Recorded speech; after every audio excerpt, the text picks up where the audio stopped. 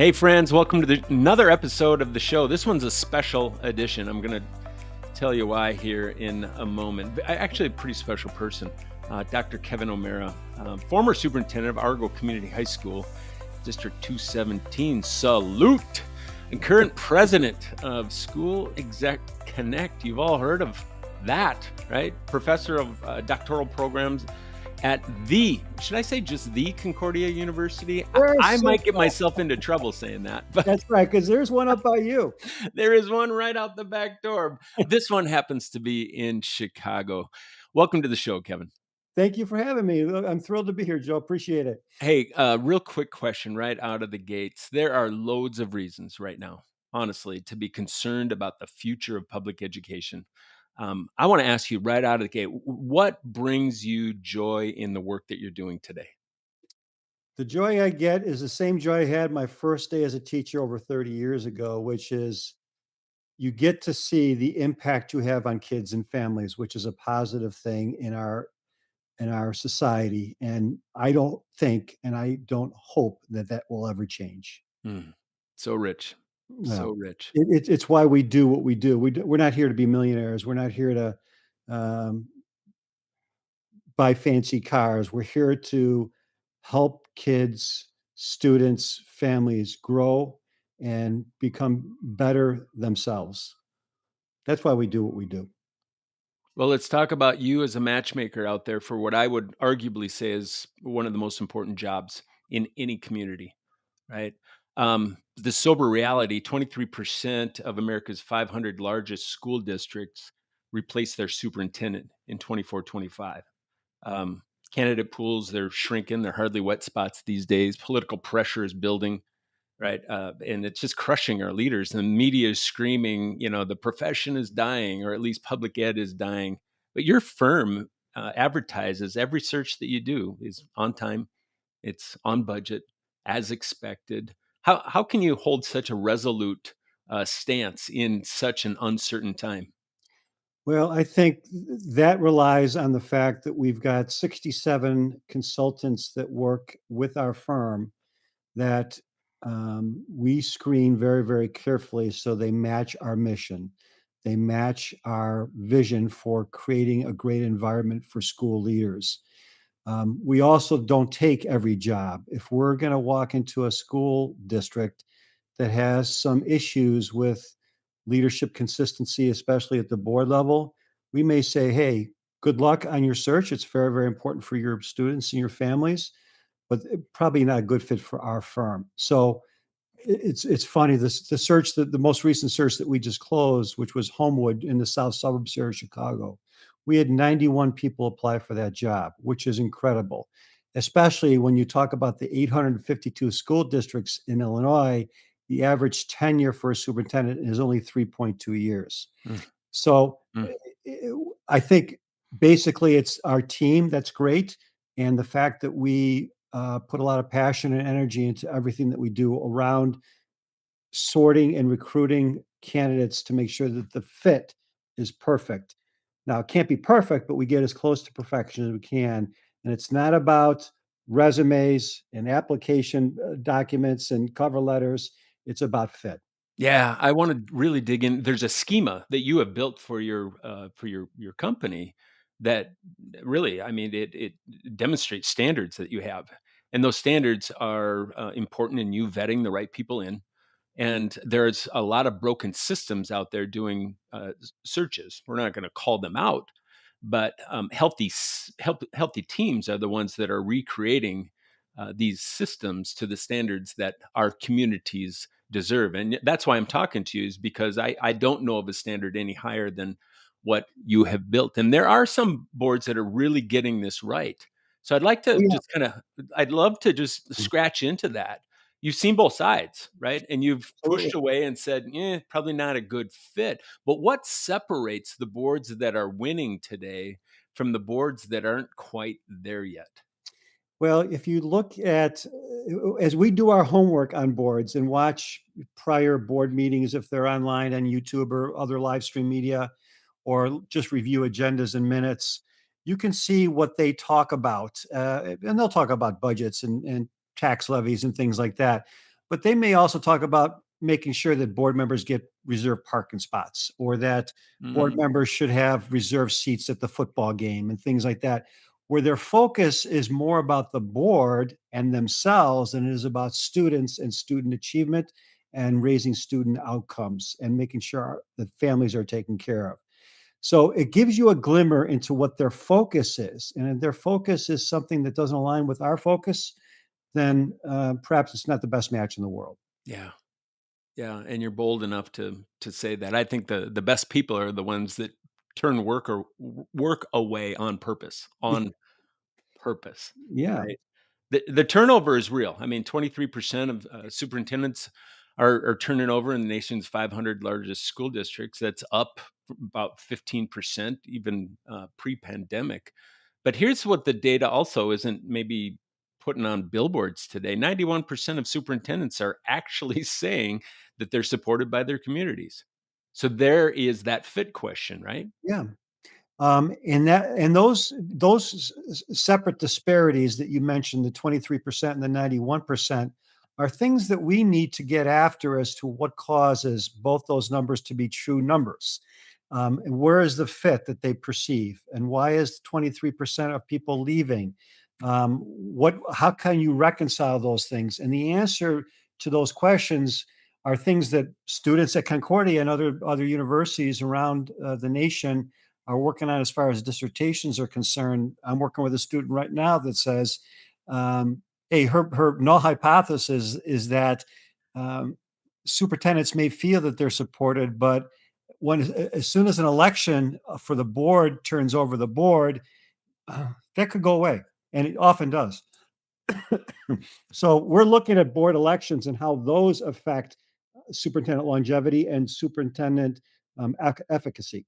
Yeah. I r- still to this day I pull up the anguish of leadership, which is that little tiny booklet that AASA wrote Yep, back in the day, talking about just that reality of I'm king or queen, one day, but the next day, all things, the rug gets pulled, the slats get kicked out from underneath me. But I do have a theory today, let's and hear it. Let's yeah, hear let me toss this out because I'm throwing it out amongst one of the most credible people out there. Here's my theory: I think the wrong people are leaving. It's the burned out leaders, uh, maybe who shouldn't have been superintendents in the first place.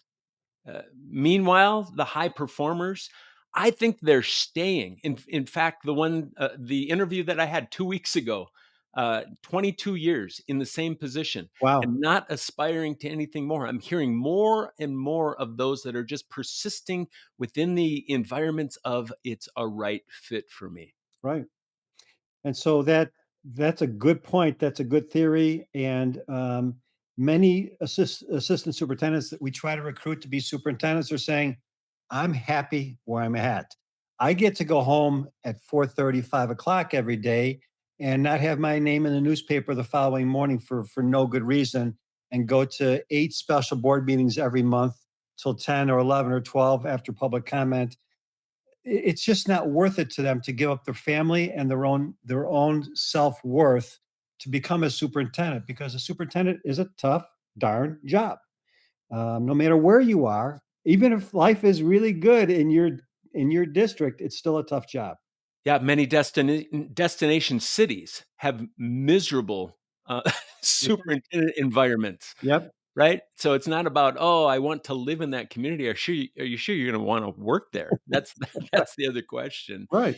So, I'm doing this for college presidents. I'm actually hosting a roundtable, and this just came to mind. Hopefully, this doesn't surprise you, but the question that I'm throwing out for college presidents in a roundtable is why would anybody want to be a college president today? Right? I think we just need to, kind of relabel what the profession is actually all about, because we've got a lot of people that have been taken out or maybe just given the wrong mindset of what the job really entails. So I'll throw that out to you, Kevin. Why would somebody want to be a superintendent today? I will say this. Um, when I went from being a high school principal, which is a tough job. To being a superintendent, a district superintendent, um, the first year, the first 2 years are very, very tough on me. I had a lot of skills that I didn't know I needed, that I had to develop. But for the last, 8 years of my career, given the support of the teachers, the staff, the families, everybody that I work with, including my board, I felt that I was able to help the people that I worked with make real positive impacts on student and families' lives, more so than a principal, more so than a teacher, because you just are able to create environments that perhaps as a teacher you're not able to create. And those are some joyful times in my life. Don't get I really love being a superintendent, and when I look back at the students that I still remember their faces and their names, it brings me joy. That's why I became a superintendent, and that's why I think people should become superintendents. My mentor has always said to me, "Joe, the high school principal was your favorite job, wasn't it?" I said, "Yeah, yeah, it It was was most a great job. my most enjoyable job was as a high school principal, beyond words." But he said, "But your most important job was as a school superintendent," and I think that's what differentiates the 2. Yeah, but being a high school principal was great, but I was there, 24 hours a day sometimes, going to games and band concerts and dances and things. But I love doing it. Being a superintendent is somewhat lonely. It's somewhat detached from the ground level. I was very lucky that my district office was in a high school where I could walk the halls, go to the cafeteria, and so forth, and see kids whenever I wanted to exit my office, which was 90% of the time. I hated my office because I was not an office person. Right, right. So I just carried a radio around. If you need me, come get me or call me. But I was lucky in that. I was lucky my whole career, and finishing lucky as a superintendent. Mm, yeah, finishing strong, by the way. Well, Yeah, we I read some of the things you pulled off a lot of just major investments without really hiking up, taxes or raising much for your community. You did it the right way, in a wise way, in a very strategically sound way. But let's get back to the reality. Many boards today are saying we want a proven leader with a track record of success, right? Um, right, and every leader coming into those places have proven themselves in a VUCA reality. It's volatile, it's uncertain, it's complex is probably the C, and ambiguous, right? Just wow. absolutely. No, and not even Professor O'Mara prepared me for what, but they figured it out, right? Yeah, You just figure it out on the job. So a board that is looking for somebody that has just figured that out, how do they do it again in a season that might be a little bit different than VUCA? I've heard a new yeah. title, and I'm trying this one. Go ahead. It's our society is brittle today. It's actually brittle.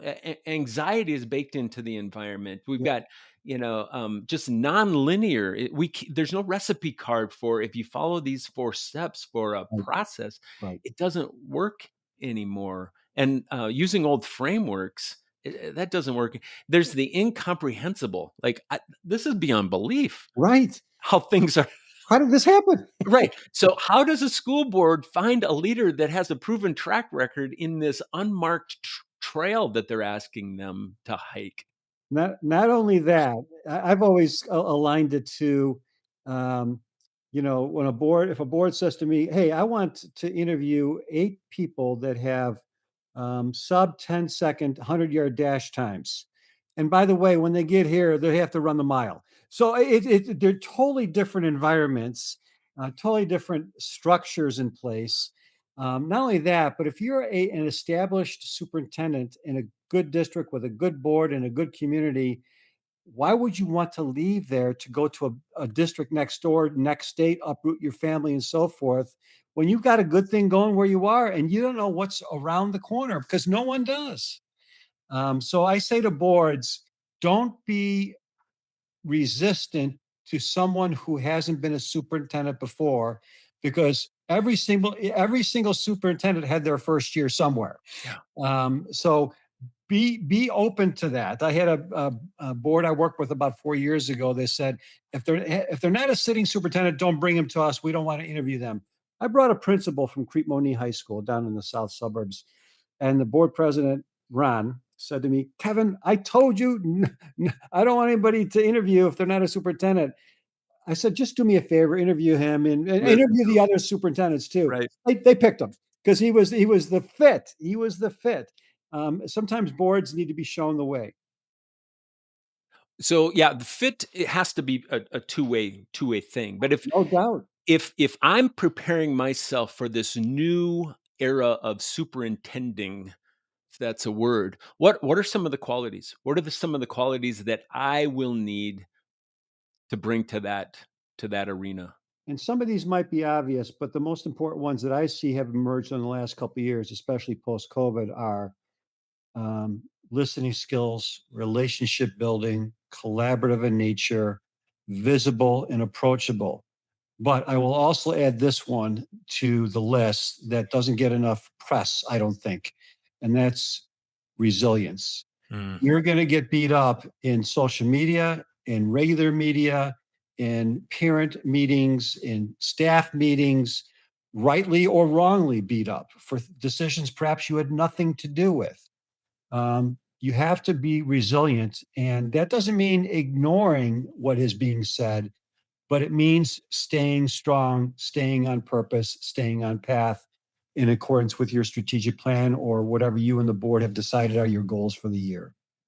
I don't know That resilience is super, super important these days. And I don't know that there are many textbooks out there that can actually teach you how to do that without Right. just going through the lumps of your own tuition of experience, right? To build that. Not only resilience, but also being able to take something that falls to the ground, smashes to pieces, and says, "Well, I wonder now what opportunities this creates." Yeah, and we do workshops with aspiring superintendents. We did one last couple of years at AASA. Dave Schuler is a really good friend of mine, executive director there. And what we do is we do practice interviews and practice scenarios with aspiring superintendents and give them some things they might experience as a superintendent. How might you react to this? How might you respond to this press release that is from a political action committee that has something against the existing board or so forth. And those things happen in real life. So the more practice you get at being resilient, I think the better you are at resilience. Yeah. Well, the brittle societies, right? It causes or calls us all to be a bit more bendable, You right? must be. We have to be bendable. And there's some, I do a lot of just personality profiling for, I don't do searches, but I work with executive teams to make sure the right people are doing the right work naturally, right? Naturally. Because you find some people that are talented, but wow, why are you sweating so much? They're working really hard. Right, They're right. just working crazy hard. And there's a natural talent that I think it is.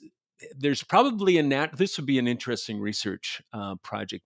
Is there a natural temperament, an inborn natural temperament that a person has that can be masterful really in any any season, any district? But Yeah, bendability is one of those things. You mentioned attentiveness, just being yeah, able to just pay attention, listen, actually listen, right?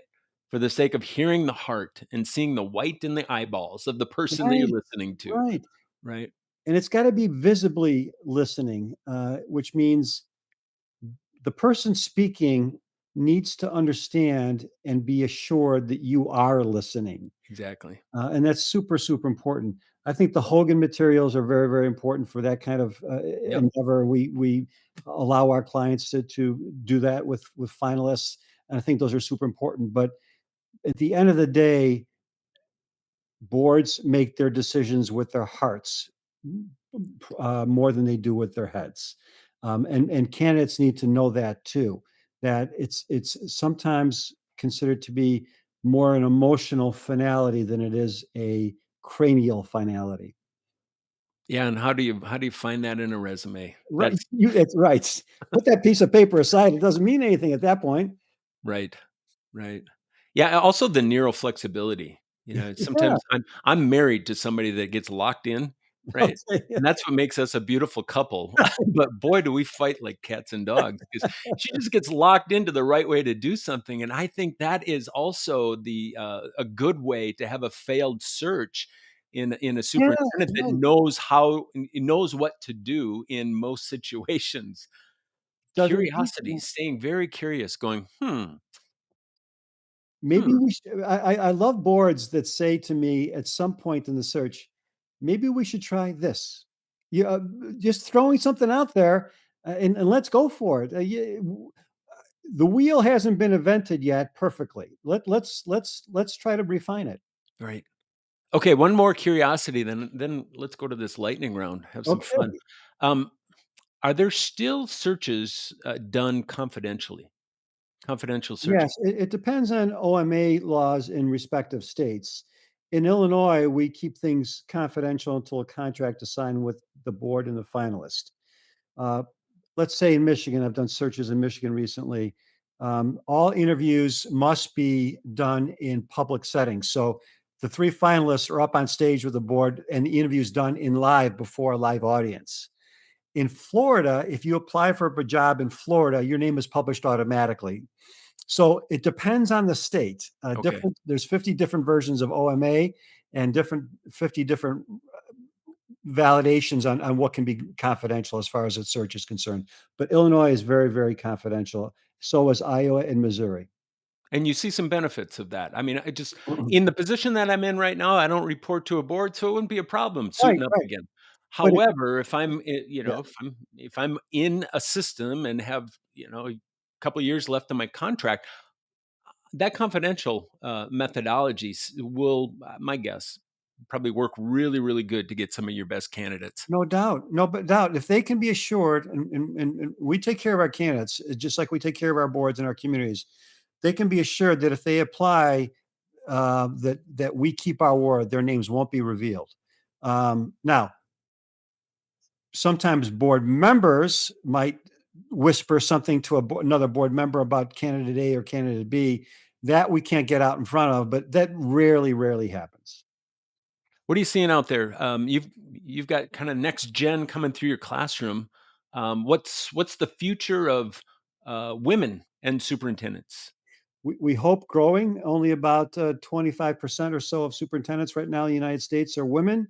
We hope that the diversification of superintendencies reflects the diversification of the United States of America, that we have a a female perspective. Best superintendent that I ever worked under was Dr. Catherine Robbins at Leiden 212, another suburb of Chicago here. I learned a lot from her just because she had an approachability and a thoughtfulness about her that I didn't see from any man superintendent before her, that thought that their job was to give answers. And that was the only job they thought they had. And that landscape has very much changed, as it should have. But I think that will even change more the more women and more diversity that we get inside the leadership roles. I'm going to give a big amen to that. So thank you for staying attentive to that as well. Yeah, if somebody's going to rule the country, it ought to be my Miss Becky, not me, because she gets it better than I do. And I don't know. I think a lot of that is in just internal wiring as well. Some people are just wired to do that um, more enlightened, if you will, than others. Speaking of enlightened, let's see how human you really are. All You've right. been playing superhero roles for most of your life, but Kevin, I want to know what's a quote that you live by. Um, if you've done your best, what else can there be? Yeah, leave it all out there. I mean, Morning person or night owl? I'm morning, morning, morning. Night owl for me. If I go to bed after 10 o'clock, I'm dead tired the next day. That's why they make the 9 o'clock news, right? Well, that's exactly right. That's WGN here in Chicago. One decision that you'd make 10 times over again. Um, Don't screw up. After our first contract negotiation, fixing the relationship I had with our teachers, and especially our teachers union leadership, it made my life so much better, so much different, and including them in every decision. I should have done that on day one, but I didn't. Wow. But I do that over again. Having teachers input into their profession makes a whole lot of sense, but somehow we forgot to do that at the beginning. I don't know why. I don't know why I asked. If Thanks, you're Jeff. a seasoned know-it-all superintendent, please, rewind that portion right now and play it 10 times over. Please, please. How about Chicago boy? Deep dish or tavern style? Well, I think it depends on the day of the week, and I go back and forth. But these days, I'm a Lou Malnati's deep dish, well done guy. There it is. There's specificity. Best lesson from your 9 years at Argo? Um, when you go home and pay attention to your family. Amen. So good. Most underrated skill in superintendents in the superintendent candidates today? Adaptability. Mm. So if you weren't teaching or running searches today, is there anything else you could see yourself doing? I wouldn't mind being a grass cutter on a golf course, just on the machine, driving up and down the fairway, cutting grass, maybe having a cigar. Those are usually jobs held by teenagers that are looking to get into their career track at some point. But It's okay to think outside the box. all right, what would the 1990 teacher version of Kevin think of the 2026 professor, search consultant, president Kevin? What can you possibly be thinking of? You could never be a superintendent. Right? How about one word or a short phrase? What is the future of the superintendency?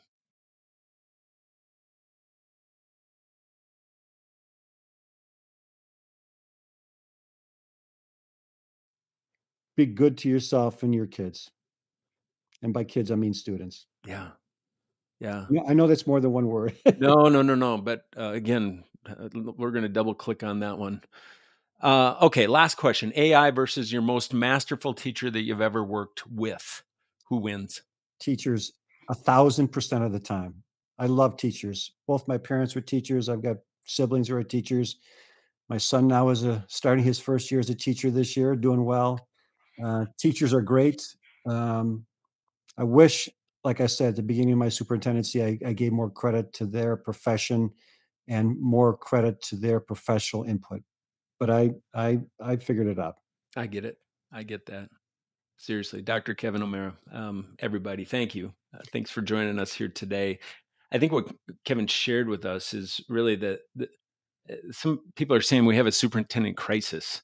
It's not that nobody wants a job. I think the best people are refusing to work for boards that are still hiring for a world that no longer exists. I mean, that's really what we're up against. Good news is 90+% are saying they feel very, very supported by their boards, and 90+% are saying that they're very, very satisfied with the job. So we just got to turn that volume up a little bit, don't we?